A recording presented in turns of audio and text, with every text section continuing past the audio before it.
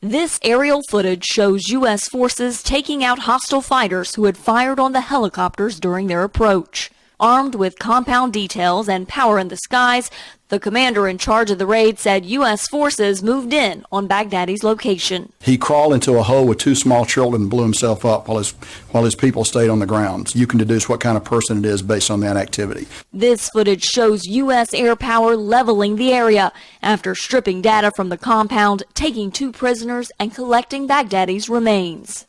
The way it looked afterwards, so it's pretty clear the success of the standoff munitions that we employed to ensure that it would not be a shrine or otherwise memorable in any way. It's just another piece of ground. But the general cautioned Baghdadi's death isn't the end of Islamic State. They will be dangerous. We suspect they will try some form of retribution attack. ISIS is first and last in ideology, so we're under no illusions that it's going to go away just because we kill Baghdadi. The latest footage, a vivid display of U.S. determination to bring the terror group to justice.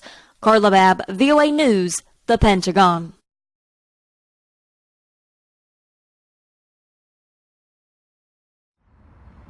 Portraits of Courage, a collection of 66 oil paintings of military veterans. The artist, former U.S. President George W. Bush. The works are on exhibit at the Washington Kennedy Center. President Bush painted each one of these.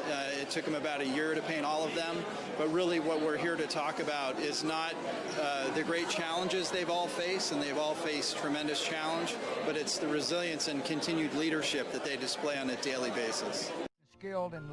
After leaving the presidency in 2009, Bush dedicated himself to U.S. war and Army veterans. The ex-president organized golf and mountain bike tournaments for former military personnel. I've served in the military for 24 years. I'm a veteran of both Iraq and Afghanistan. In July 27th, 2007, I was severely wounded in Iraq.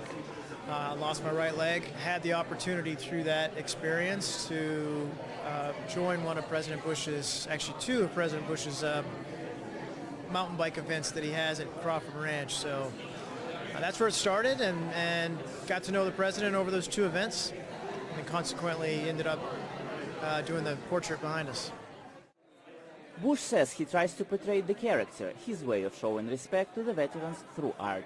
The former president personally knows each person portrayed in his work. So many people who can say they had their portrait painted by an actual president of the United States. And it represents my service. I mean, I've served for 40 years now, and I'm up there with a lot of people I know. It's an honor to sit on that portrait and have people comment about it. Brian Flom suffered a head wound during a 2007 missile strike in Iraq. His physical recovery was relatively quick, but it took years to get past his psychological wounds and PTSD. Flom took up mountain biking as therapy. One year I applied to ride mountain bikes with President Bush, and I was selected, and I've done that for a couple of years, and got more involved with the Bush Institute, and here I am on a mural painted by President Bush. Army Major Christopher Turner says George W. Bush's events helped him open up and start talking about his military experience. He painted two portraits of me. So there's one down the other end with a much darker look, much darker background. My face is I almost look dead inside in the portrait. And that one behind me right now, that's the real me. The one on the end is the guy that I don't ever want to be again. The former president's works are the subject of a 2017 book titled Portraits of Courage, a commander-in-chief's tribute to America's warriors. In the book, each portrait is accompanied by the former president's story about each veteran. Profits from book sales go to the Military Service Initiative, a Bush Institute organization that helps military veterans transition back to civilian life as smoothly as possible. Maxim Moskalkov for VOA News, Washington.